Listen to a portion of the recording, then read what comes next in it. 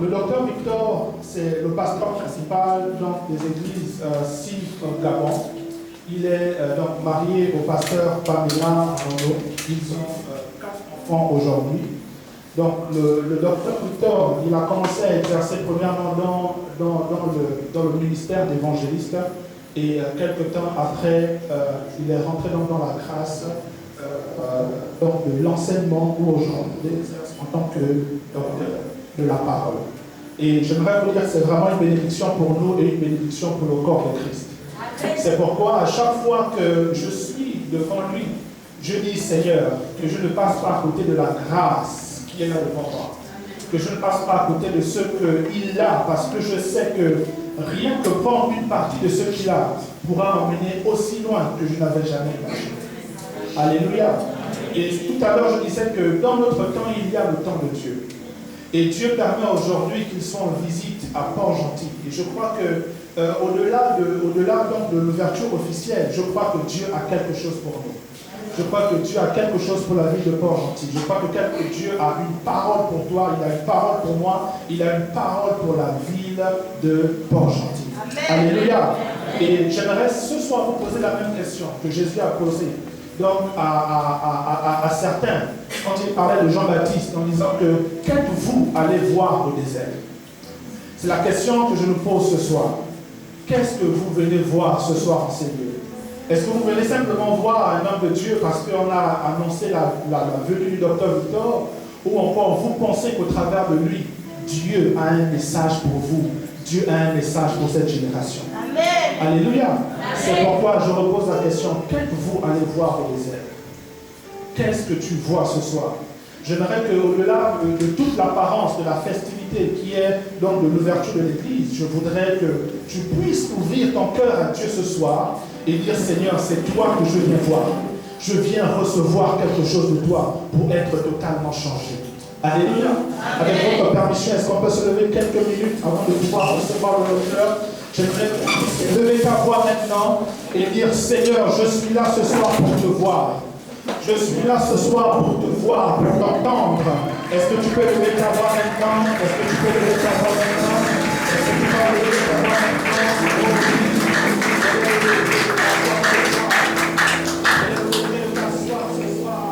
Alléluia. Gloire à Jésus. Est-ce qu'on peut s'asseoir dans la présence de Dieu? Nous espérons que nous aurons quelques temps de prière tout à l'heure, parce que le Seigneur est au contrôle. Amen. Amen. Merci les chants, que Dieu vous bénisse. Je tiens à remercier toutes les personnalités qui sont dans la salle, les personnalités chrétiennes. Donc, je vois l'apôtre Fabrice Mwanga et son épouse. Soyez bénis qui êtes là. Je sais que d'autres viendront demain. Et tous les hommes de Dieu, les anciens, les responsables qui sont dans la salle, soyez salués et bénis dans le nom de Jésus. Nous sommes heureux de vous avoir en milieu de nous, mais également toutes les personnes qui ont été invitées et qui ont répondu à cette invitation aujourd'hui. Nous croyons que nous serons ensemble tous les 3 jours, demain également et dimanche. Demain, nous aurons la présentation officielle de l'Église et des responsables de l'Église. Et nous aurons l'occasion d'apprendre les ministères cibles, qu'est-ce que c'est, où ça revient. Ce que je peux vous dire aujourd'hui, c'est que c'est un ministère qui est né en France avec un apôtre français, l'apôtre André-Jacques Larry, qui est le responsable international des ministères cibles. Et donc, nous ne nous inscrivons pas dans une logique de la définition des églises telles qu'on les donne ici au Gabon, c'est-à-dire l'église éveillée. Généralement, cette définition ou encore expression dans le populaire des Gabonais est souvent inféodé au désordre, manque de sérieux, les pauvres, les gens qui se cherchent et qui font le bruit dans le quartier. Je crois que lorsque le ministère s'y est né, il est né dans l'appellation d'église évangélique. C'est comme ça que nous sommes reconnus en France. C'est une église qui est basée dans tout le sud de la France, dont le siège international est Bordeaux, et nous sommes installés un peu partout dans le sud, jusqu'à Marseille, passant par Libourne, Carpentras, etc. Et en 2015, il a ouvert au Gabon, Libreville, et 2021, ici, à Port-Gentil. Amen. Amen. Je me réjouis du fait que nous ne soyons pas très très nombreux, parce qu'il faut souvent se fier des choses qui commencent très très fortes. Amen. Parce que la parole de Dieu est claire. La Bible dit, large est le chemin qui mène à la perdition. Et étroit est le chemin qui mène au ciel. Et c'est important. Et le chemin qui mène au ciel, il n'y a pas souvent beaucoup de gens. Oui. Et la Bible nous dit aussi que le royaume de Dieu est semblable à une faible plante qui a grandi et qui est devenue un grand arbre qui a couvert toute la forêt et qui nourrit tous les oiseaux du ciel, dont le fruit nourrit tous les animaux de la terre. Donc, nous commençons toujours petit pour avancer. Ça, c'est le principe du royaume de Dieu. Et voilà pourquoi dans l'évangélisation que l'on fait, ne soyez pas découragés de voir que les gens évangélisés, beaucoup ne viennent pas. Non, parce qu'il faut d'abord au début miser sur la qualité et après la qualité se reproduit en qualité. Amen. Ne pas miser sur la quantité qui va se reproduire en quantité sans qualité. Pour ne pas ressembler à tous les milieux certainement que nous connaissons ou que nous subissons parfois. Nous avons l'obligation de ramener l'évangile et ramener le vrai évangile et ramener le respect de la chose de Dieu et le respect de Dieu. Amen. Amen. Donc c'est important. Et donc, soyez les bienvenus. Certainement d'ici 2 ans, nous ne serons plus ici parce que nous aurons un lieu plus grand. Amen. De gloire en gloire. Amen. Donc pour l'instant, ce qui est important, c'est d'être là. Et plus important, c'est d'être sauvé. Amen. Vous savez, ce qui compte chez Dieu, c'est le pourcentage et non les effectifs. Ce qui compte chez Dieu, c'est le pourcentage. C'est-à-dire, si vous êtes 10, Dieu regarde, est-ce que les 10 sont arrivés au ciel ou pas? Si les 10 arrivent au ciel, alors vous avez fait 100%. Et vous êtes récompensé à 100%. Si vous êtes 5000 et que sur les 5000, il n'y en a que 10 qui arrivent au ciel, alors c'est un pourcentage de 0,5%. Donc, et la récompense sera à la hauteur du pourcentage du travail effectué. Voilà pourquoi il y aura des surprises. C'est pour encourager quelqu'un ou ceux qui sont habitués à être invités dans des églises avec une croix devant, une grande cour, ils se retrouvent dans une villa, ils se disent « Oulala, où est-ce que je suis ?» Vous êtes à l'église. Amen. Amen. Gloire à Jésus. Alors, j'ai le challenge de prendre quelques minutes et nous devions partir au plus tard à 19h30, tel que c'est écrit sur les affiches. Demain, nous serons là aussi. Ceux qui n'ont pas les billets d'invitation, qui veulent inviter d'autres personnes, veuillez vous adresser à la fin aux gens de l'accueil multimédia pour s'en procurer et inviter d'autres personnes demain. J'ai l'obligation de faire l'introduction de notre week-end et Dieu nous a amenés à partager ensemble ce verset qui dit sur cette pierre, je bâtirai mon église. Je bâtirai mon église. C'est pourquoi nous allons lire ce passage que nous allons regarder ensemble avant de prier et voir quelle orientation Dieu nous donnera. Et c'est bien que pour le début, nous puissions commencer par la parole, parce qu'au commencement était la parole. Au commencement était la parole. Donc, on ne va pas beaucoup s'appesantir sur aujourd'hui sur l'exercice du ministère, sur les délivrances, etc. Ça, nous nous préparons pour demain. Demain et dimanche. Donc, quand vous viendrez demain pour les dames et les jeunes dames, c'est mieux d'être en pantalon, si on ne sait jamais. Voilà. Et, parce que le Seigneur visite son peuple. Amen. Amen. Donc, c'est bien de faire asseoir la parole de Dieu pour que nous sachions où nous sommes et pourquoi une église encore plus support gentil. Parce que je crois qu'il y en a déjà trop ici. Trop pour certains, mais pour Dieu, c'est pas trop. C'est pas assez. Hein. Pour Dieu, c'est pas assez. Si chaque maison pouvait être une église pour Dieu, c'est vraiment l'idéal. Mais donc, pour ceux qui se plaignent, encore une autre église. Non, ce n'est pas une autre église seulement. Vous comprendrez demain et après-demain où est-ce que nous allons. Et je crois que si vous êtes là ce soir, c'est parce que peut-être que Dieu veut que vous soyez au courant de cette vision et peut-être que Dieu vous a choisi pour évoluer dans votre vie à travers cette vision. Mais nous le verrons au fur et à mesure que Dieu va nous parler. Amen. Alors, nous sommes dans l'évangile de Matthieu au chapitre 16. Nous allons lire à partir du verset 13. C'est une histoire que tout le monde connaît. En tout cas, tous ceux qui sont nés au Gabon connaissent. Parce que le Gabon, on prêche tellement l'évangile que même si on ne va pas à l'église, c'est rare de n'avoir pas entendu cette histoire. Au verset 13 de Matthieu 16, nous dit: Jésus étant arrivé dans le territoire de Césarée de Philippe, demanda à ses disciples: Qui dit-on que je suis, moi le Fils de l'homme? Ils répondirent: Les uns disent que tu es Jean-Baptiste, les autres Élie, les autres Jérémie, ou l'un des prophètes. Et vous, leur dit-il, qui dites-vous que je suis? Simon-Pierre répondit: Tu es le Christ, le Fils du Dieu vivant.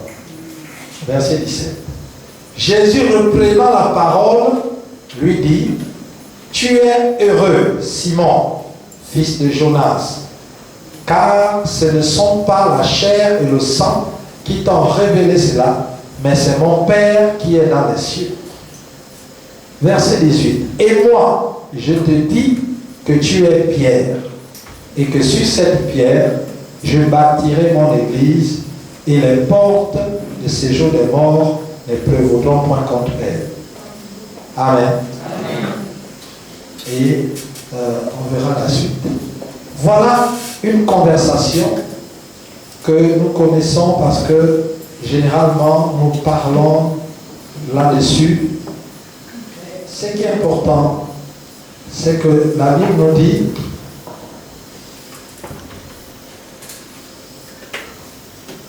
Jésus un jour va s'arrêter à un moment donné dans son ministère et il va demander aux gens: que dites-vous, qu'est-ce que les gens disent que je suis? Alors, facilement, les apôtres parlaient: tu es prophète, les uns disent que tu es prophète, les uns disent.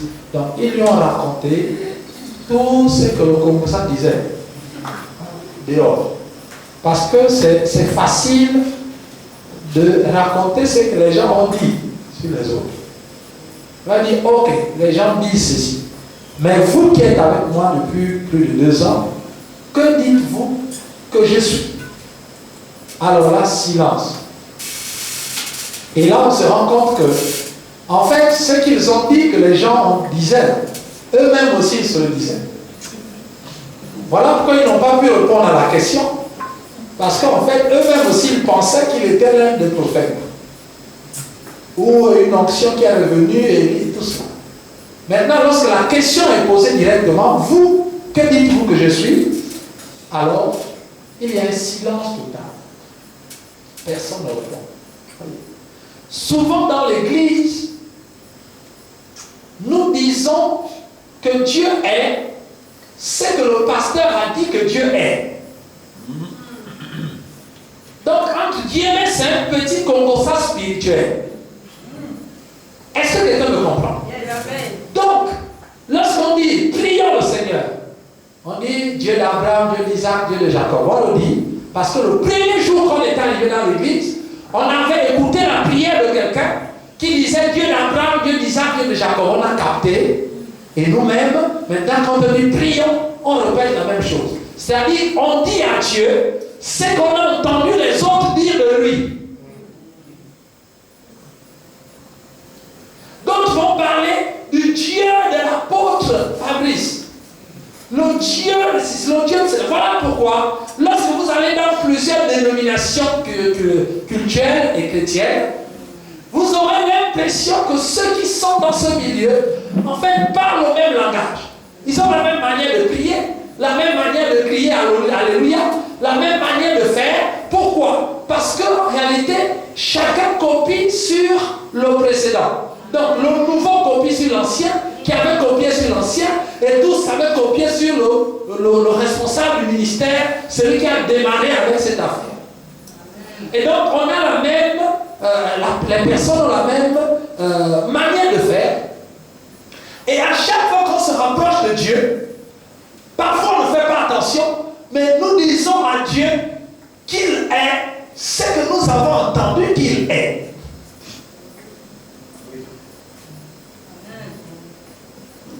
Et Jésus s'arrête à un moment donné. Il y a un problème chez les disciples. En fait, vous, que dites-vous que je suis? Silence total. Si on pose la question aux gens qui vont dans des églises, qui est Dieu? Ils vont dire Dieu est esprit. Parce qu'il est écrit dans le livre de Jean au chapitre 4, verset 24, que Dieu est esprit. Ceux qui l'adorent doivent l'adorer en esprit et en vérité. Ça, c'est un petit concorsage spirituel. Vous êtes en train de rappeler, de dire à Dieu qu'il est ce que j'ai entendu le pasteur dire dans la prédication que Dieu est. Mais il dit, ok, c'est bien, ça c'est vrai. Mais vous, toi, que dis-tu que je suis? Regardez les personnes, ils ont marché près de 2 ans avec le Seigneur. Ils ont vécu tous les miracles. Ils ont entendu la parole, ils ont même touché. Mais ils ne savaient pas qui il était. Donc, être doyen dans une église ne veut pas dire qu'on connaît Dieu. Connaître les versets bibliques ne veut pas dire qu'on connaît Dieu. Non, vous connaissez les versets. Les versets, ce n'est pas Dieu.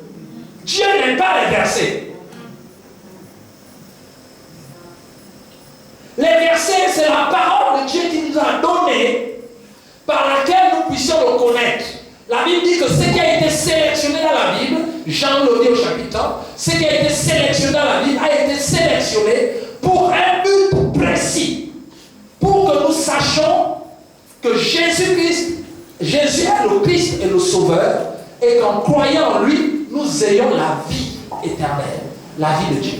Donc la Bible n'est pas un livre scientifique qui est là pour expliquer les théorèmes, les principes de vie. La Bible n'est pas un livre sociologique. La Bible n'est pas un livre question-réponse qui est là pour répondre aux questions. Qui est Dieu? Vous fouillez, on dit Dieu est ceci. Oui, mais pourquoi je souffre? Et depuis que je souffre, Dieu ne fait rien. Vous ouvrez la Bible, Dieu vous répond. Ce n'est pas d'abord ça l'objectif. L'objectif de la Bible, c'est de nous présenter la voie du salut. C'est-à-dire, vous les humains, voilà ce que vous pouvez faire pour être sauvés et pour me connaître. Mais la Bible ne nous révèle pas totalement qui est Dieu, parce que Dieu est plus grand que la Bible. Amen. Le peu que la Bible nous révèle est suffisant pour que tout le monde entier soit sauvé. Et la Bible dit que lorsque nous serons avec lui, nous le connaîtrons en totalité et parfaitement. Donc ça veut dire que, quelle que soit la connaissance que nous avons sur la terre, nous ne connaîtrons qu'en partie. Donc personne ne peut avoir le monopole de Dieu, parce qu'en fait, toute la révélation que Dieu peut nous donner sur terre n'est que partie. On le connaîtra totalement quand nous serons avec lui. Les disciples silence. Et Pierre se lève, il dit, tu es le Christ, le Fils du Dieu vivant. Et Jésus s'écrie, il dit, mais tu es heureux, Simon, fils de Jonas, car ce n'est la chair et le sang qui t'ont révélé ça. Ce n'est pas l'intelligence humaine, ce n'est pas ta réflexion, ce ne sont pas tes diplômes, ce n'est pas ton expérience, c'est mon Père qui est dans les cieux qui t'a révélé cela. Et il dit, et je te dis, tu es Pierre. Et sur cette pierre, je bâtirai mon église. Tu es Pierre, et sur cette pierre, je bâtirai mon église. Et en introduction, qu'est-ce qu'on peut dire? La Bible nous dit, il répond à Simon. Il dit, tu es heureux, Simon, fils de Jonas. Et la phrase qui suit, et il dit, et moi, Jésus, le Christ, je te dis, tu es Pierre. Donc la phrase avant, il appelle Simon. Il dit, tu es heureux, Simon. Et moi, je te dis, tu es Pierre. Et sur cette pierre, je bâtirai ton église. Le premier Pierre, c'est le prénom ou le nom qui était donné aux Israélites, aux Juifs de l'époque. C'est un prénom et nous le portons aussi Pierre. Pierre, ça veut simplement dire roc ou encore rocher, mais pas rocher, plutôt roc dans le sens de caillou. Gros, les cailloux.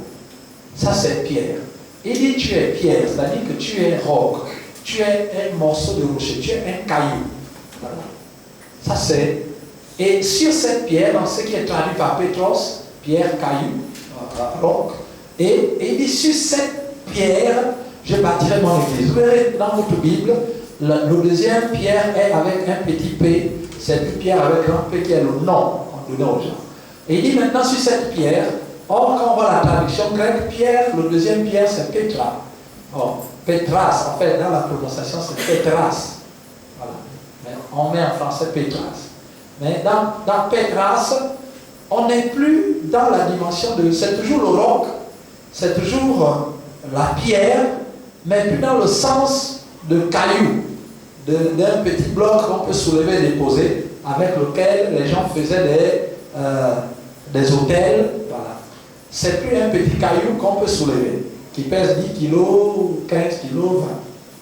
Il dit, la Petra, c'est maintenant le rocher, ou encore les chaînes rocheuses, ou encore le socle rocheux. Donc là, on n'est plus dans une petite pierre, on est carrément dans le substrat. Donc de toute une chaîne de montagnes, tout un sous-sol, le socle sur lequel tout est bâti. Et il dit, sur cette chaîne de rocher-là, sur ce rocher, sur ce socle, alors je bâtirai mon église. Donc, tu es Pierre, et sur le rocher, je bâtirai mon église. Et c'est ce que nous allons développer pendant ces 3 jours. Premièrement, il appelle Simon Pierre. La Bible dit qu'il était Simon, il a été surnommé Pierre. D'autres exégèses disent, d'autres définitions disent que Simon, ça veut dire roseau, donc ballotté en trouvant un roseau, vraiment, ce n'est pas solide. Simon aussi veut dire celui qui entend. Donc, celui qui entend, entendre les choses. Et Jésus va lui dire, tu es heureux Simon, mais je te dis que tu es Pierre. Donc, il va changer le nom de Simon et il va donner ce nom, le nom de Pierre. La différence, c'est que ce soit un roseau ou quelqu'un qui entend, un roseau fait partie sans les végétaux, c'est des êtres vivants. Pour celui qui entend, c'est un être vivant. Parce que si on n'est pas un être vivant, on ne peut pas entendre. Soit animal ou l'être humain. Mais il dit, en fait, tu vas quitter la dimension d'un être vivant, sensible au toucher, d'un roseau qui peut être ballotté par les vents, qu'on peut casser. Tu vas quitter la dimension de celui qui entend seulement les choses, de celui qui est sensible, pour faire de toi un roc. Donc, le changement de nom de Pierre, c'est un changement total de nature. Parce que entre la pierre et le caillou et le roseau, entre la pierre et un être vivant qui entend les choses, qui a lui et puis qui entend, c'est totalement différent. La pierre n'est pas un être vivant, la pierre n'est pas un végétal, la pierre a une autre constitution. En fait, la pierre n'a rien de ce que les végétaux ont, et la pierre n'a rien de ce que les humains ont. Donc c'est un changement total de monde. Et le monde de la pierre, c'est différent du monde du vivant végétal ou encore animal. Ceux qui ont un corps. Parce que tout le vivant, les hommes, les animaux ou encore les végétaux ont une durée de vie.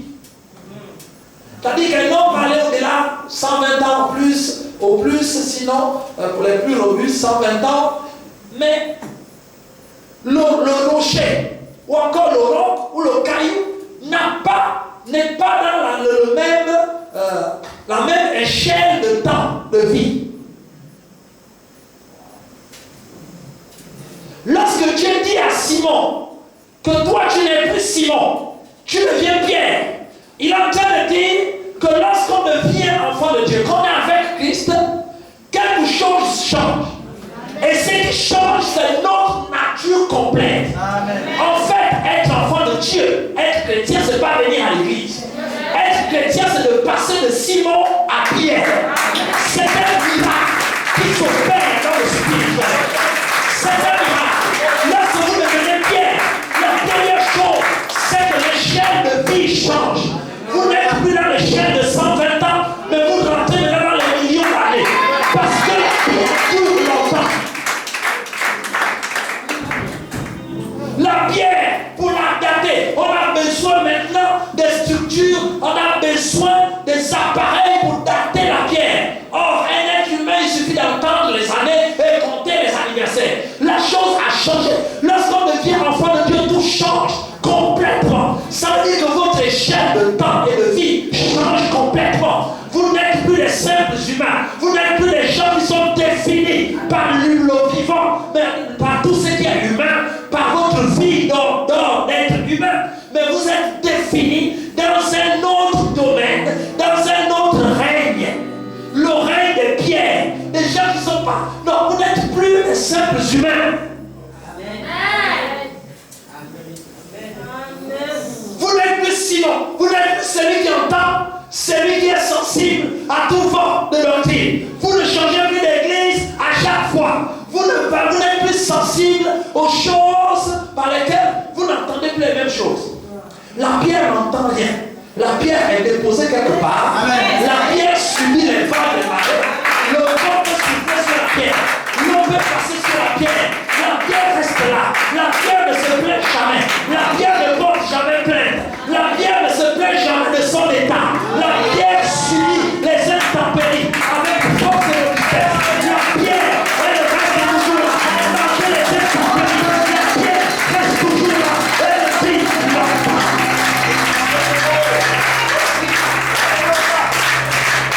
La pierre n'est pas Simon. Simon, c'est celui qui entend. La pierre n'est pas sensible à ce qu'elle entend. Non, beaucoup de gens sont dans l'église, ils entendent beaucoup de choses. Ils sont sensibles à tout ce qu'ils entendent. Dans la vie de tous les jours, ils sont sensibles à ce qu'ils entendent. Ils vivent en fonction de ce qu'ils ont dit. Quelqu'un a dit, les gens ont dit que, la télévision a dit que, la radio a dit que, le voisin a dit que, le pasteur a dit que, les frères en Christ ont dit que, ça c'est Simon. Simon, les gens qui entendent, ils vivent avec ce qu'ils entendent. Ils sont sensibles à ce que les gens disent. Les collègues ont dit que, les autres ont dit que, les parents ont dit que, et c'est comme ça qu'ils définissent leur vie en fonction de ce qu'ils entendent. Quand ils entendent qu'on les a critiqués, ils changent de manière de vivre. Ils disent à partir de maintenant, je ne veux plus les saluer, je ne veux plus dire bonjour à terre, je ne veux plus aller dans la maison de tonton. Pourquoi? Parce que j'ai entendu, Dieu dit que lorsque quelqu'un donne sa vie à Jésus, ton père, tu passes de Simon à Pierre, tu n'es plus sensible, ta vie n'est plus dirigée par ce que tu entends, mais ce que les gens disent de toi. Voilà pourquoi Jésus a posé la question. Qu'est-ce que les gens disent que je suis? Il voulait finir avec cette affaire.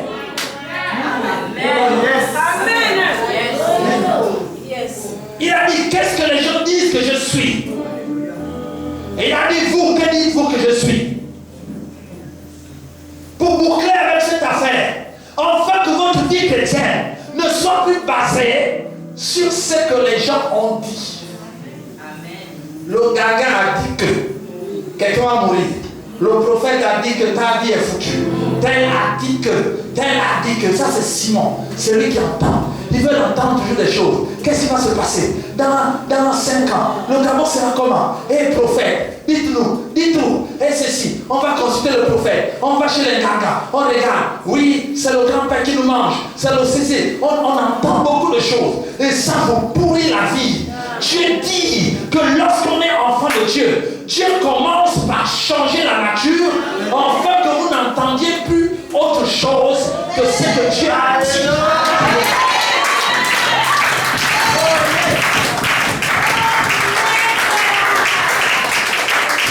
La vie avec Dieu commence au moment où vous quittez Simon. Le problème, c'est qu'il y a beaucoup de Simon dans l'église. Ils vivent en fonction de ce qu'ils entendent. Des réseaux en fonction du mouvement. Quand les gens sont contents avec eux, ils sont contents. Quand les gens sont fâchés, ils sont fâchés. Ils vont raconter, oui, dans cette église, vraiment, je ne pensais pas qu'à l'église, il y a aussi les choses du monde. Qu'est-ce qui se passe? J'ai entendu que, on a dit que, on a fait que. J'ai le plaisir, l'avantage de vous apprendre que vous êtes un Simon. Amen. Vous êtes une Simone. Et avec cela, vous n'irez jamais loin. Et vous ne connaîtrez pas Dieu. Parce que Dieu ne bâtit pas son église sur les Simons. Voilà pourquoi certains vont d'église en église. Ils sont découragés. Parce qu'ils sont rentrés dans la foi chrétienne avec la définition de celui qui entend. Donc ils sont là. Ils entendent beaucoup de choses. Qu'est-ce qu'on a encore dit? On a dit quoi? Le gouvernement a encore dit quoi? Et voilà, le pasteur a dit quoi? Et on dit quoi? Qu'est-ce qu'on fait? Ah, ils sont là. Et ils sont comme des roseaux. Ils suivent le mouvement du vent. Quand le vent penche, là-bas ils penchent. Quand le vent penche, là-bas ils penchent. Voilà. S'il voit que la majorité des gens à l'église pensent que le pasteur n'est pas bon, lui aussi se met là-bas. Quand il voit que l'autre côté, et ça fait le yo-yo comme ça. À un moment donné, quand la vie ça ne va pas, on fait un tour d'abord dans le monde. On prend un mari là-bas, une femme, on revient. Après on tourne là-bas. Et on dit, lorsque vous posez la question, on dit, mais tu as allé faire quoi chez le gars? Il dit, tout ça là, c'est Dieu qui a créé. C'est là-bas qu'on soigne avec les feuilles. On soigne avec, c'est même la Bible. On lit même les versets là-bas. Voilà les Simons, les roseaux. Jésus s'est arrêté à un moment donné. Et il a compris qu'il ne pouvait pas aller à la croix avec des Simons. Il fallait que les Simons soient changés en pierre. Je suis en train de dire à quelqu'un que lorsque vous acceptez le Seigneur Jésus, vous ne pourrez pas, votre vie chrétienne sera limitée à un moment donné par rapport à votre état. Si vous refusez de changer de Simon à Pierre, votre vie chrétienne va s'arrêter à un niveau et va stagner. Le seul Dieu que vous connaîtrez, c'est le Dieu qui est venu sur la terre mourir pour les gens.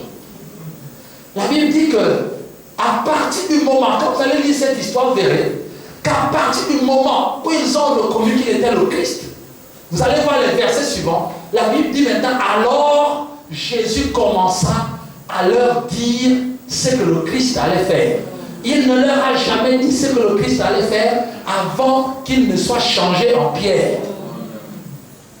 Et il leur a dit maintenant, le Christ, nous allons à Jérusalem parce que le Christ va mourir, être cloué à la croix comme c'est écrit dans les Écritures.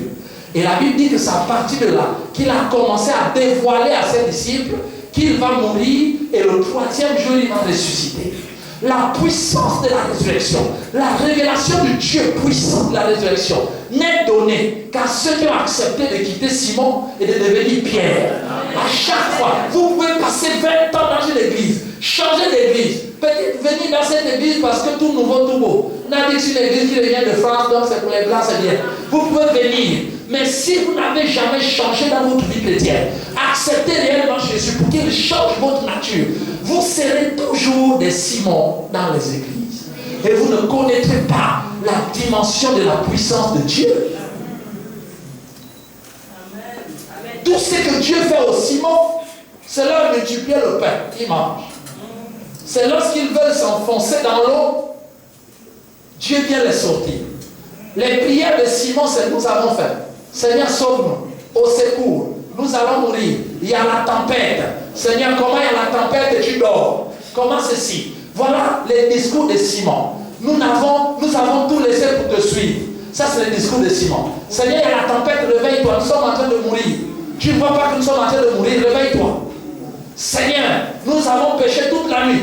Nous n'avons rien gagné. Ça, ce sont les Simons. Ça, ce sont les prières de Simon. Ça, c'est les réflexions de Simon. Lorsqu'il vient dans l'église pour savoir et connaître les Simons, Simon, il commence par dire, j'ai péché toute la nuit. Je n'ai rien eu. Quand il arrive en Christ, il dit, Seigneur, dans la vie, là, j'ai essayé. J'ai essayé le premier boulot. J'ai essayé le deuxième boulot. J'ai essayé d'ouvrir une entreprise. Mais ça ne marche pas. Les Simons, les chrétiens Simons, c'est des chrétiens qui disent toujours à Dieu que ça ne marche pas. Ils ont essayé. Ça ne marche pas. Quand vous dites, mais faites telle chose, j'avais essayé ça, ça n'a pas marché. J'avais essayé ça, ça n'a pas marché. Les Simons, ils pensent que le miracle doit venir que de Dieu. Eux, ils ont déjà tout fait, ça ne marche pas. Donc, ils viennent à l'église pour que le pasteur, avec sa puissance, puisse changer leur vie. Ils pensent que c'est le pasteur qui doit changer leur vie. Alors qu'à Simon, Dieu, il a d'abord passé toute la journée à enseigner. Simon écoutait seulement. Et à la fin, il a dit, sur ta parole, je jetterai le filet. La première chose, beaucoup de gens viennent à l'église pour revendiquer et dire à Dieu ce qui n'a pas marché dans leur vie. Ils ont accepté le Seigneur. Mais leur vie, Seigneur, regarde, ça ne marche pas. Vois-moi, vois-moi. Et les Simons, les chrétiens Simon, Dieu veut les amener. Même quand Dieu dit allons-y à l'autre bord, il y a des tempêtes. Dans la vie des chrétiens Simon, il y a des tempêtes. Et les chrétiens Simon pensent toujours que Dieu n'est pas au courant de ce qui arrive dans leur vie. Donc ils doivent jeûner et prier pour réveiller Dieu. Parce que Dieu dort, il faut qu'on le réveille pour qu'il arrête la tempête. Ça, c'est les Simons. Et ils viennent toujours dans leur prière en train de faire les remontrances à Dieu. Comme pour dire que Dieu n'a pas fait. Lorsque vous leur demandez le dimanche, est-ce que ça va dans leur vie? Ah, pasteur, ça ne va pas. La prophétie que vous avez dite là, jusque-là, je ne vois rien. Donc c'est toujours sur l'aspect de réprimande. J'ai en train de dire que, vous voyez, ce que vous avez dit là, ça ne marche pas. Ça ne marche pas. Ma vie là, peut-être qu'il faut que j'aille me faire laver un peu. Parce que même à l'église, c'est pareil. Même quand j'étais né, c'est pareil. Même à la maison, quand j'étais encore enfant, même les parents m'oubliaient, même quand ils partageaient la nourriture. Donc vraiment, ça ne m'étonne pas que même à l'église, Dieu m'oublie. Il y a des gens comme ça. Et ils pensent qu'ils doivent jeûner, prier, faire des jeûnes, faire des combats spirituels pour que Dieu se réveille pour arrêter les tempêtes. Les chrétiens Simon, ils luttent d'abord avec les tempêtes. Lorsque vous leur présentez la parole, ils disent non. Ils font d'abord leur solution. En tant qu'expert de pêche, ils disent non, lorsque les tempêtes arrivaient, on sait qu'il faut souvent vider l'eau à tribord. Hein? Donc, pour virer à bâbord, et puis on va aller. Jésus écoutait tout cela, il dormait. Il dit, faites votre tribord, bâbord, faites tout ce que vous voulez. Et lorsque toutes les solutions du chrétien Simon ne marchent pas, alors il revient vers Dieu en accusant Dieu. Que Seigneur, est-ce que tu ne vois pas que je souffre? Est-ce que tu ne vois pas que les choses ne vont pas dans nos vies? Est-ce que tu ne vois pas que dans ma famille, il y a les serpents, il y a les pitons, il y a ceci, il y a les esprits, il y a les autels, il y a ceci, ma vie ne marche pas. Oh, Dieu, fais quelque chose. Seigneur, jusqu'où tu es où? Lève-toi maintenant et agis. Seigneur, etc. Ça, c'est la mentalité des chrétiens Simon. Ils sont avec Dieu parce qu'ils attendent les miracles de Dieu pour leur bien-être. Les Simons amènent Jésus même dans leur famille pour qu'ils guérissent leur belle-mère, qu'ils guérissent leurs parents. Ils les amènent tous à l'église. Pasteur, prie pour ma nièce. Pasteur, prie pour ma grand-mère. Pasteur, prie encore pour mon neveu qui passe le bac. Pasteur, prie pour eux. Ils amènent toute la famille. Eux-mêmes, ils ne connaissent pas qui est Jésus. Est-ce que quelqu'un me comprend? Amen. Et gare au pasteur qui ne va pas prier pour ses parents. Ça, c'est les chrétiens Simon. Donc, Dieu s'arrête un moment. Et Dieu dit à Jésus, attention, ces gens-là, en fait, ils ne te connaissent pas. Jésus dit, ah bon, pose-leur la question. Il pose la question, vous, que dites-vous que je suis? Et ce soir, que dites-vous que Dieu est? Dieu est quoi pour vous? qui est Dieu en fait? Si on enlève tout ce que la Bible dit que Dieu est, vous, qu'est-ce que Dieu est? C'est la réponse à cette question qui fait la différence du fait que vous connaissiez la puissance de Dieu ou pas. Ce n'est pas sorcier et ce n'est pas impossible de connaître Dieu. C'est parce que les débuts sont ratés, généralement pour beaucoup de gens. Voilà pourquoi en ce début d'église, on pose les bases sur c'est quoi la relation avec Dieu, c'est quoi l'église. Quand Jésus dit je bâtirai l'église sur quoi? Pour que vous voyez la puissance de Dieu, pour que vous ayez des témoignages de la puissance de Dieu. Un jour j'ai prié, ça fait pas longtemps, il y a tellement de témoignages. J'ai prié un jour, j'ai dit Seigneur, je ne veux pas être au Gabon un pasteur sans voiture. Parce que pour aller prêcher, il fallait attendre qu'un fidèle, on appelle un diacre, un ancien, qui doit passer, prendre l'orateur, etc. Et vous êtes là au bord de la route, on appelle le frère. Allô frère, vous êtes non, je suis encore dans le bouchon, la caillonnelle là. Tu dois prêcher, tu es en train de transpirer sous le soleil d'abord, en train de. Et c'est quoi ces conditions? J'arrive, je trouve des pasteurs qui sont contents dans cette position. Non, c'est pas normal. Je dis Seigneur, moi je refuse. Et je veux ma voiture, parce que je ne veux pas te servir sans voiture. Il faut que moi-même j'aille à l'évangile, prêcher l'évangile en toute tranquillité, sans être embarrassé. C'est important pour ton évangile. J'ai prié une prière simple le soir. Le lendemain matin, 6 h du matin, je vois une vision. Quelqu'un rentre dans ma maison et il me tient par la main. Et je reconnais que c'est un ange. Il me tient par la main, j'entends les oiseaux chanter. Il me tient par la main. Il me dit allons. Et on se lève et je vois le sol qui s'ouvre. Le sol s'ouvre sur nous et on rentre sous terre. On arrive à un entrepôt qui n'a ni commencement ni fin. On ne sait pas d'où ça commence, où ça finit. Tellement vaste et énorme. On arrive à un endroit et on circule et on arrive à un box. Et c'était un entrepôt, un garage de véhicules. Et il me dit, voici ton box et voici tes véhicules qui ont été prévus. Il me dit, maintenant rentre et choisis une. Et j'arrive, je rentre, en tout Gabonais, on veut toujours toucher la plus grosse. Donc j'arrive, je suis là émerveillé comme un enfant, je tourne entre les voitures. Et quand je veux toucher la plus grosse, il me dit, non, c'est pas celle-là. Ça viendra après. Pour le moment, c'est la petite voiture qui est là-bas, une berline, et il touche celle-là. Dès que j'ai mis la main sur la voiture, la vision s'est coupée, je me suis réveillé. J'ai dit à ma femme, c'est fini, c'est exaucé, nous avons la voiture, allons chercher. Il dit, on a combien? Il dit, on a 2 millions. Il y a 2 millions, on va avoir la voiture. Il dit, oui, le ciel a déjà donné. On va chercher la voiture. Et on arrive, on a trouvé une belle voiture, 6 mois qu'elle avait seulement été utilisée. Il y avait encore les sachets et tout ça. Moi, berline, je savais que j'avais déjà vu le modèle. C'est celle-là. Le propriétaire dit, c'est combien? Il dit, non, je vends ça aux enchères 6 millions. J'ai dit, bon, je prends ça à 2 millions. Je n'ai que 2 millions, mais je prends la voiture. Il dit, demain, ce n'est pas possible. Vous voyez qu'elle est neuve, on a déjà cassé le prix à 6 millions. On ne peut plus casser, vraiment. C'est le dernier prix. Et au moment qu'on parle, le propriétaire du véhicule arrive. Et il me dit, ah, c'est mon véhicule qu'on vend. Il y a un client. Il dit oui.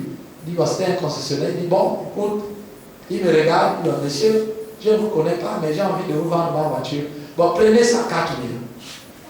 J'ai dit, monsieur, je n'ai pas 4 millions, j'ai 2 millions. Et je dois repartir avec cette voiture.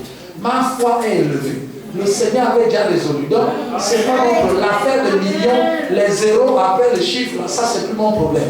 Je sais que le ciel a déjà exaucé, point final. J'ai plus de problème.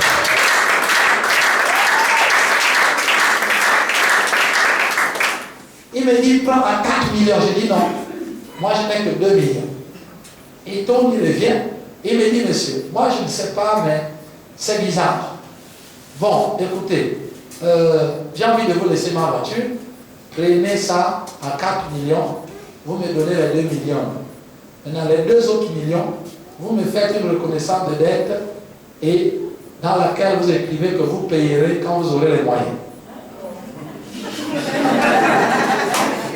Dites-moi au Gabon si c'est possible. m'ont écrit que les 2 millions qui restent, vous payerez quand vous aurez l'argent. Donc, tant que je n'ai pas l'argent, je ne paye pas, même 120 000.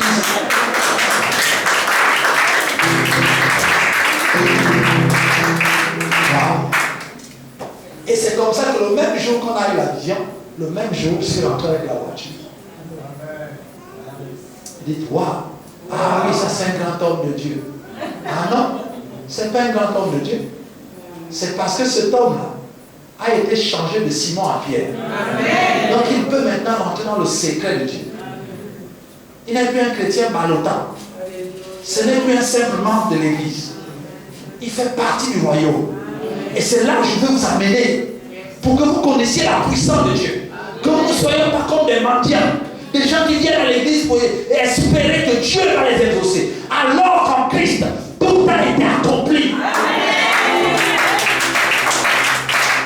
Tout part du début. Comment avez-vous accepté le Seigneur Jésus? C'est ce qui fait la différence. Et après on juge les pasteurs. Oui, je suis allé là-bas, j'ai vu le pasteur. Il n'est pas puissant, j'ai essayé, là, il n'y avait pas de puissance. C'est une affaire de pasteur. C'est une affaire que Dieu te pose la question.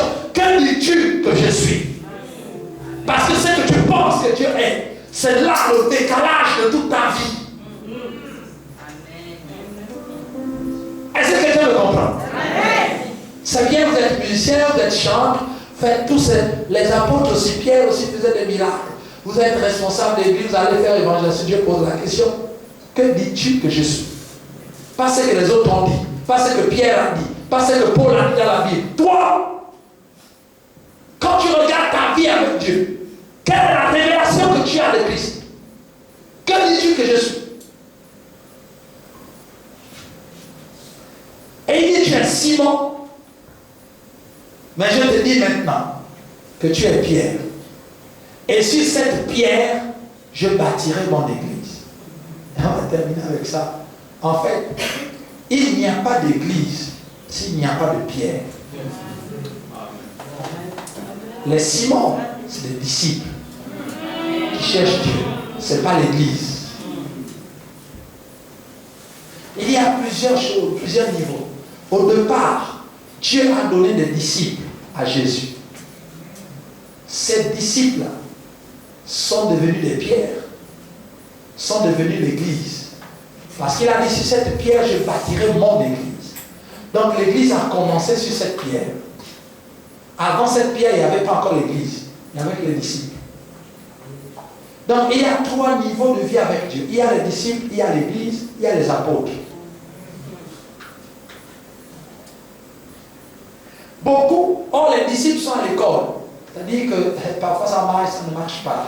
On est là, on essaie, ça ne marche pas. On n'arrive pas à rentrer dans cette dimension d'église. Il a dit, les portes de séjour des morts ne domineront pas sur l'église. C'est Jésus lui-même qui a dit.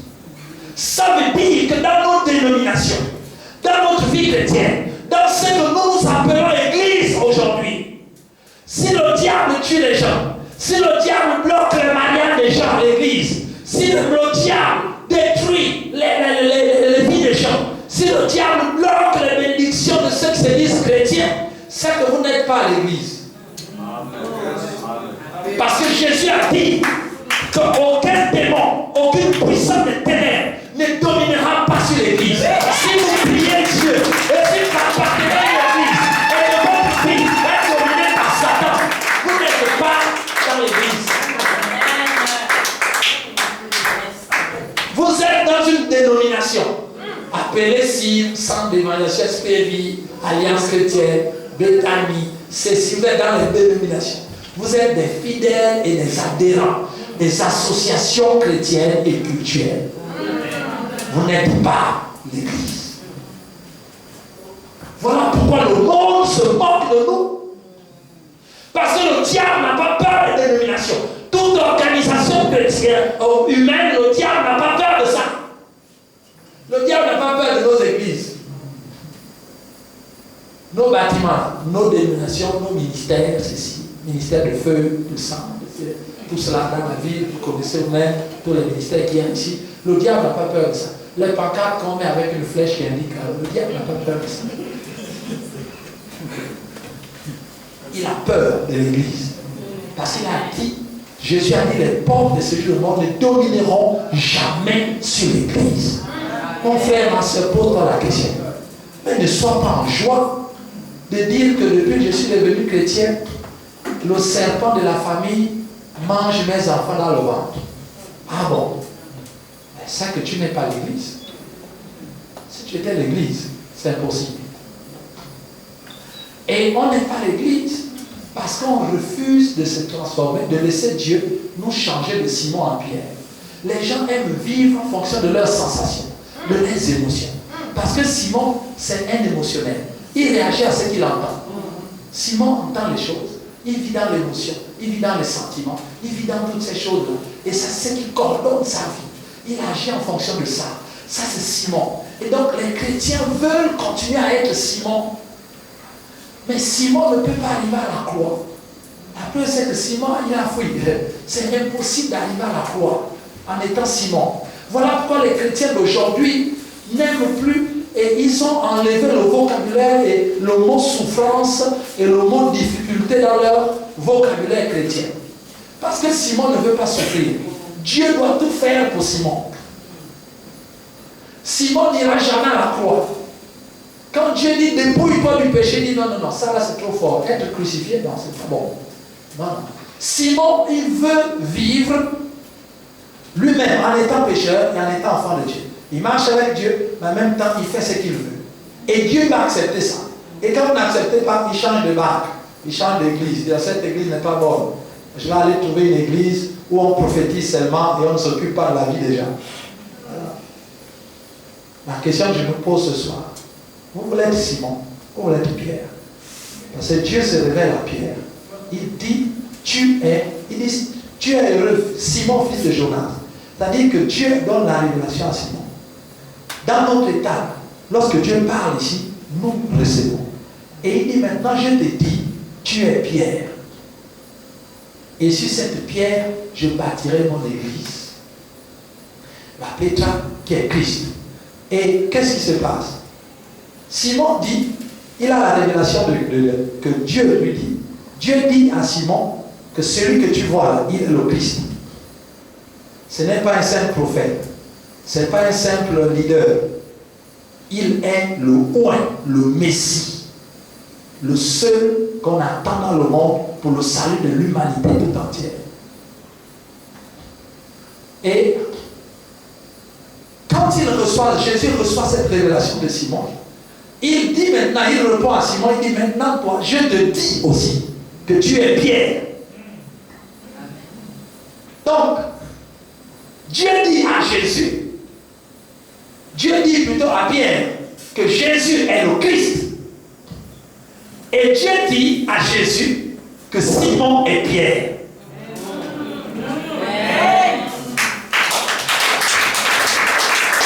La Bible dit que lorsque Jésus a choisi les 12 disciples, la Bible dit qu'il a prié toute la nuit pour les choisir. Et les noms, c'est Dieu qui lui a donné ces noms. Et quand il est descendu la montagne, et il a appelé Simon, qu'il a surnommé Pierre. Or, Jésus ne faisait rien. Lui-même, il a dit que je ne fais que ce que je vois le Père faire. Donc, si Jésus donne à Simon le nom de Pierre, c'est qu'il a vu le Père appeler Simon Pierre. Donc, le nom Pierre vient du Père. Et le nom Christ aussi vient du Père. Donc, le Père a révélé à Jésus que Simon était Pierre.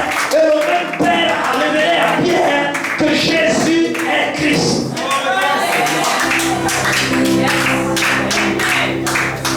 Donc Jésus dit, ici là il y a une rencontre de la révélation. Jésus est en train de dire à Pierre que comme le Père t'a révélé que je suis le Christ, moi aussi, le même Père m'a révélé que toi tu es Pierre.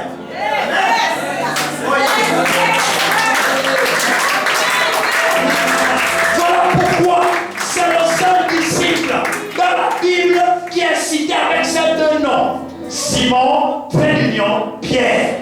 Et de la même manière, Jésus est le seul aussi dans les évangiles qui est cité avec deux noms. Jésus, Christ.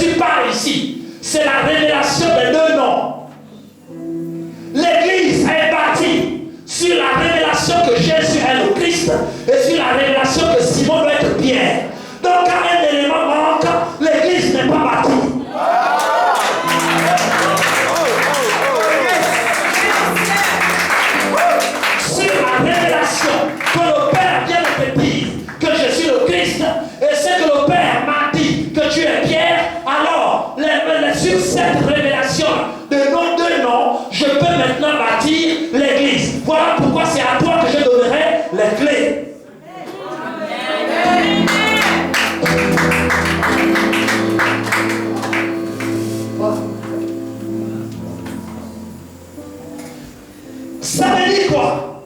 Que tant que Dieu n'a pas révélé et que tu n'as pas accepté qui tu es, l'église ne sera pas bâtie sur toi. Tu resteras un simple disciple jusqu'à la fin de tes jours.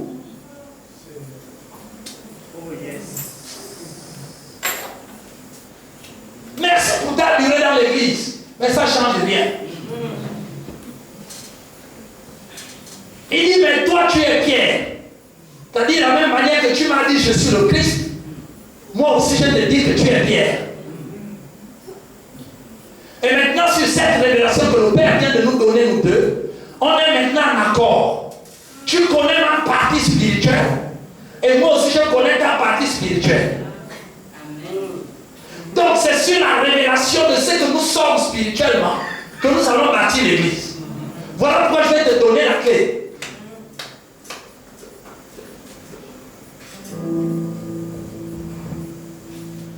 Ça veut dire que la puissance de Dieu, la manifestation de Christ est basée pas sur une révélation mais sur deux. Ça veut dire que le chrétien, si tu veux vivre la puissance de Christ, Dieu doit te révéler qui est Christ et Dieu doit te révéler qui tu es. Et c'est ça le problème avec le chrétien. La vie chrétienne est basée sur deux révélations. Qui est Christ et qui suis-je? Quand vous avez la réponse à ces deux questions, alors Dieu dit qu'il bâtit sur vous.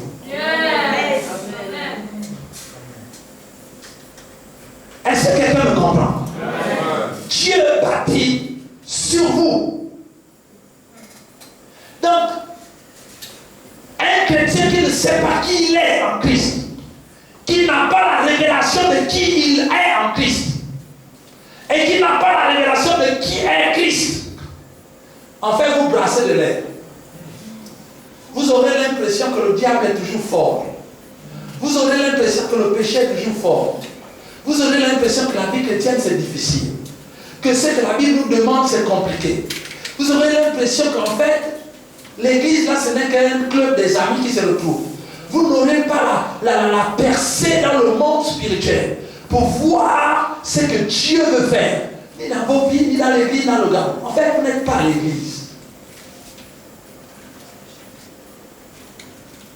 Ça, c'est très important. Le matin, je me suis arrêté parce que le pasteur voulait voir les coupés de Port-Gentil.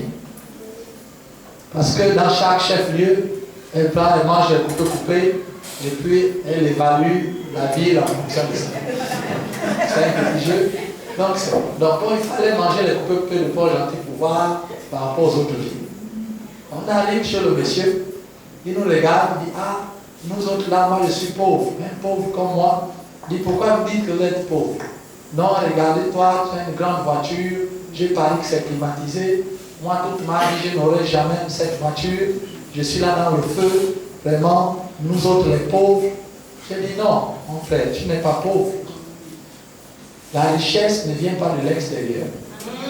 La richesse vient de l'intérieur. Je dis, les voitures que tu vois là, c'est en toi. C'est à toi, c'est en toi. C'est toi qui dois les faire sortir. Et par la foi, si tu fais sortir cela, par la foi, et que tu crois en cela, le monde entier et toute la création s'aligne pour amener à l'existence ce que tu as cru, que tu as.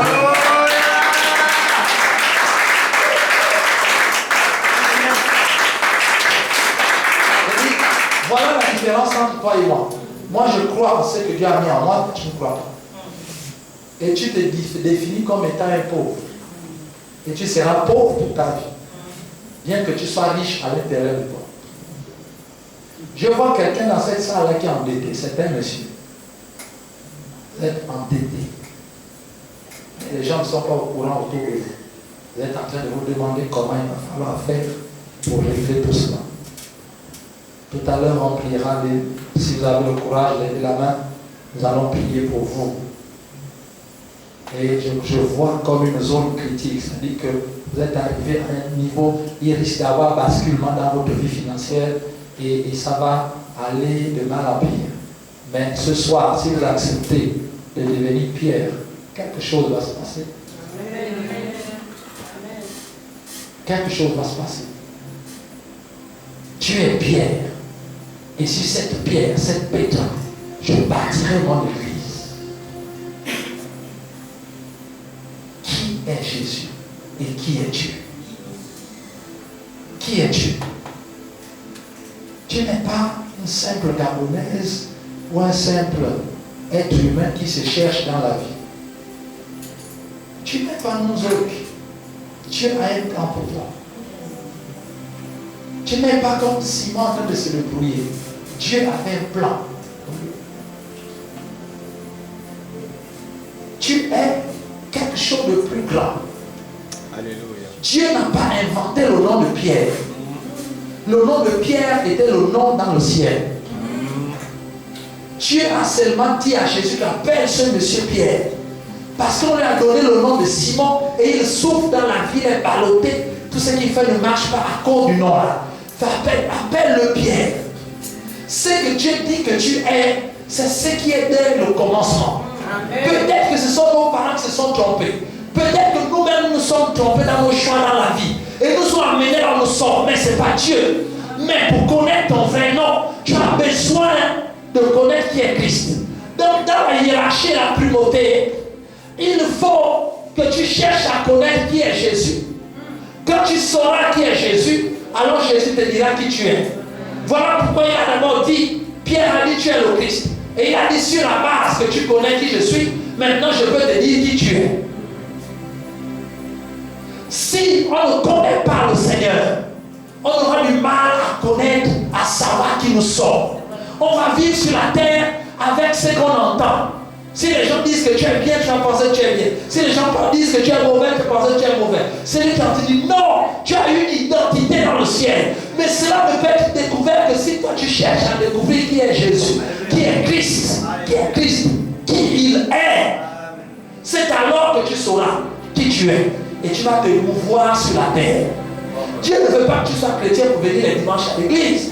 Il veut que tu le connaisses pour que lui, il puisse te dire qui tu es, afin que tu puisses te mouvoir et réussir dans ta vie. Et prendre la position que Dieu t'a donnée.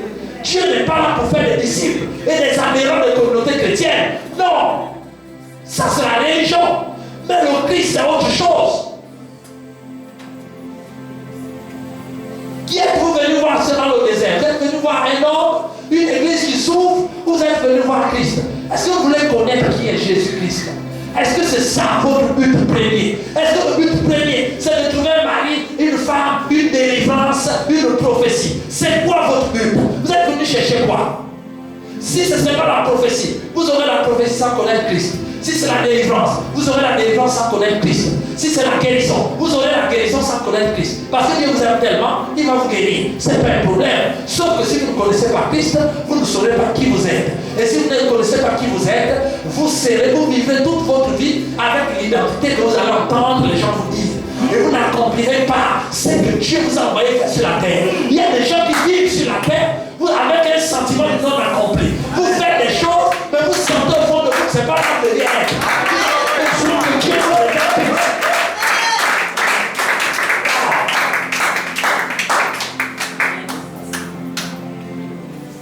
La révélation de Christ. Il se révèle à ceux qui le cherchent. Amen. J'ai besoin de quelqu'un ce soir qui veut connaître Jésus, qui veut donner sa vie à Jésus. Pas à une église, à Jésus. Qui veut savoir qui il est réellement. Parce que Jésus est plus que tout ce que nous disons dans les églises. Il faut que tu le cherches. Il faut que tu aies ce plan. Seigneur, je te connais. Et vous le connaîtrez. Vous le connaîtrez. Vous le connaîtrez. C'est pas possible. Les gens ont dit le pays est difficile, c'est dur. Oui, mais c'est dur. Moi, je suis le royaume de Dieu. J'ai la révélation de Christ. Ah non. Si je fais mes affaires, ça marche. Ça doit marcher. Amen. Je suis un pasteur. Mais les francs-maçons m'amènent les marchés. Parce que je sais qui je suis. J'ai la définition de qui je suis. Je ne me définis plus en fonction de l'économie du pays, pas du pays. J'ai la connaissance de Christ. Et Christ c'est le royaume. Vraiment, demain, nous allons développer qui est Christ. Parce que c'est ça le problème. On connaît trop bien Jésus, on ne connaît pas Christ. Yes. Donc les choses, je ne panique pas. Il n'y a pas à dire, oui, il n'y a pas l'argent au Gabon, oh, il n'y a pas l'argent au Gabon. Mais dans le royaume de Christ, il y a l'argent. Il suffit que je connais qui je suis. Je n'ai pas besoin, je fléchis les genoux et les choses viennent. Hier, j'avais une discussion avec quelqu'un pour un projet le matin.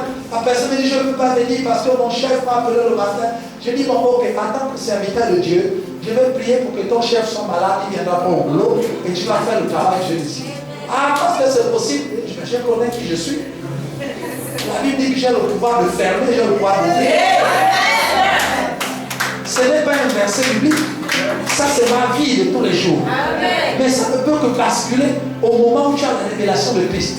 Ça change. La Bible dit que dès lors, Jésus commença à leur dire que le Christ devra souffrir et mourir à Jérusalem et ressusciter le troisième jour.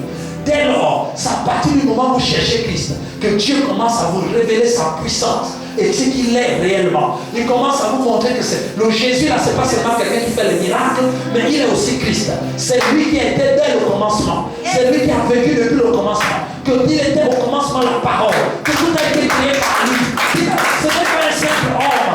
Que les gens disent que c'était un magicien ou quelqu'un qui était élevé à l'esprit, quelqu'un qui avait un pouvoir, quelqu'un qui avait des femmes, quelqu'un qui avait ceci. Ça, c'est des gens qui n'ont pas la révélation de Christ. Donc, lorsque tu as la révélation qui est Christ, de Jésus-Christ, quelque chose change, ça bascule.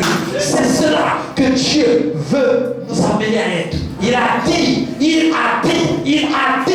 si quelqu'un est en Christ, si quelqu'un est en Christ, il est, pas il sera, pas il fera les délivrances, pas il s'améliorera, il est une nouvelle création.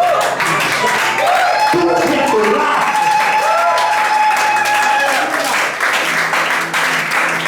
La révélation de Christ.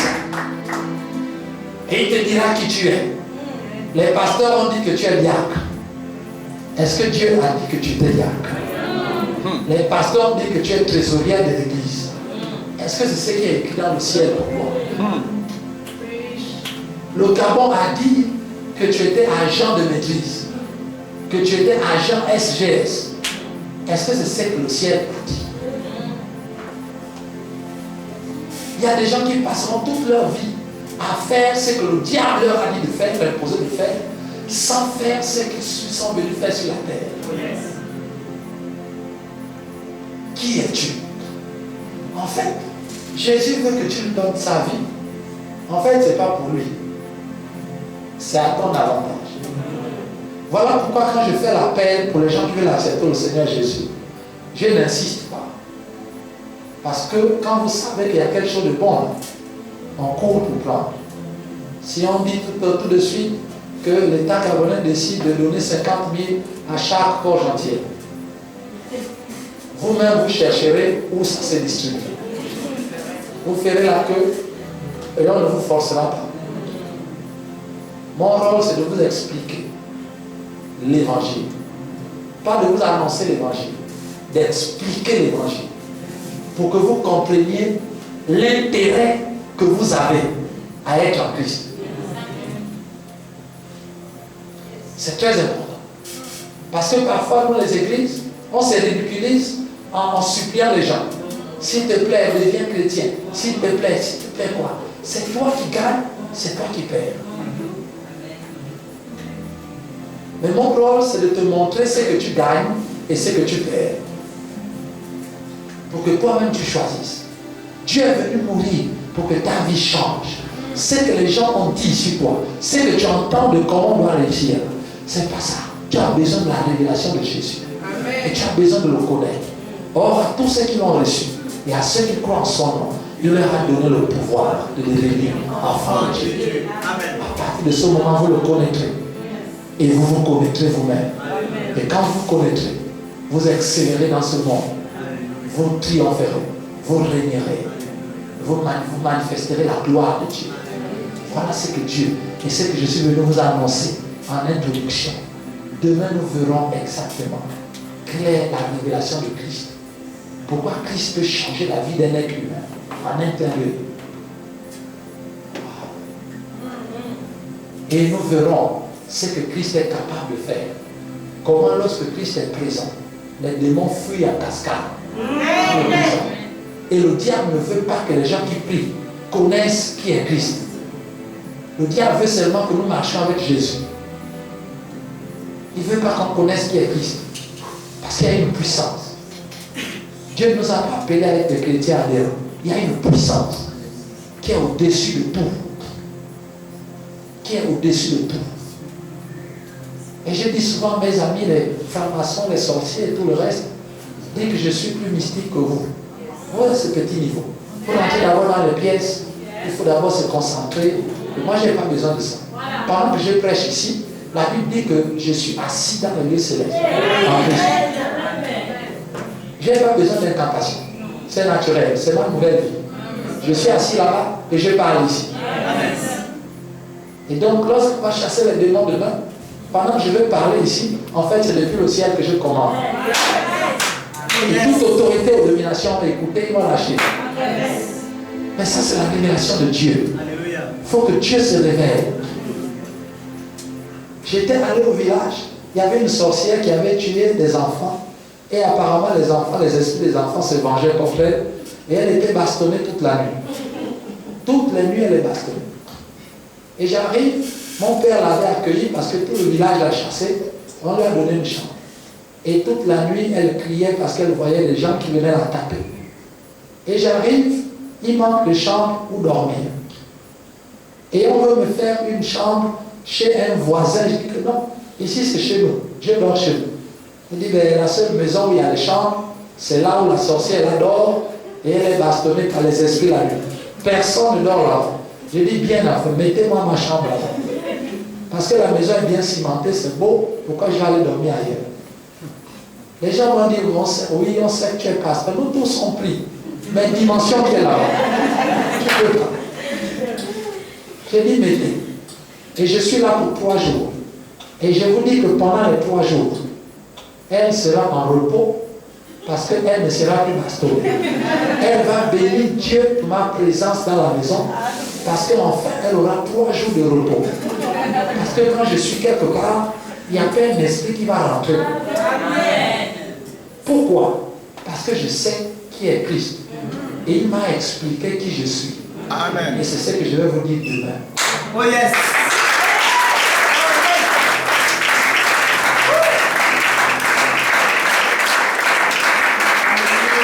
Gloire à Jésus. Et évidemment, pendant les 3 jours, j'ai dormi, je n'ai pas prié, je n'ai pas jeûné, je n'ai pas fait de veillée de prière. J'ai dit, Seigneur Jésus, merci pour la nuit, au nom de Jésus. Amen. Et j'ai dormi tranquillement. Les esprits eux-mêmes, ils ont vu que là, ce n'était plus possible. Et pendant 3 jours, il y a eu silence total. À la fin, chaque matin, les gens venaient dire, ah donc le Dieu que tu pries est le vrai Dieu. Alléluia. Oui. Amen. Quand vous connaîtrez le Christ, vous verrez que vous n'avez plus besoin de faire une veillée spirituelle pour lutter contre un sorcier. Ça n'existe pas. Ça existe pour les Simons, mais pas pour les Pierres. Amen. Amen. J'aimerais demander à quelqu'un de se lever. Si tu veux vraiment que l'on puisse ce soir, nous allons terminer et dire merci Seigneur. Sur cette révélation, je bâtirai mon église. Sur la révélation de Simon, de Pierre, la révélation de qui tu es. Dieu veut que tu connaisses qui est Jésus. J'aimerais simplement demander à certaines personnes, ceux qui veulent s'engager, vous dites Seigneur, je veux aussi quitter la dimension de Simon. Je veux être Pierre. Je veux te connaître et je veux me donner totalement à toi. Si ce que le prédicateur l'a dit est vrai, je veux l'expérimenter. Et si tu le recherches de tout ton cœur, tu le trouveras. J'aimerais appeler tous ceux qui veulent changer de nature et qui veulent cette fois-ci, pas d'une manière religieuse, mais d'une manière spirituelle, recevoir Christ. Alors, Levez vos mains et venez simplement devant. Nous allons prier. Ce n'est pas pour rien que vous êtes venus ce soir. Tu veux recevoir Christ, tu veux le connaître. Lève la main et dis Seigneur, je veux te connaître. Je veux te connaître. Je veux te connaître. Si tu n'as jamais donné ta vie à Jésus, c'est le moment. Il a dit, tous ceux qui l'ont reçu, et à ceux qui croient en son nom, il leur donne le pouvoir de devenir enfants de Dieu. Gloire.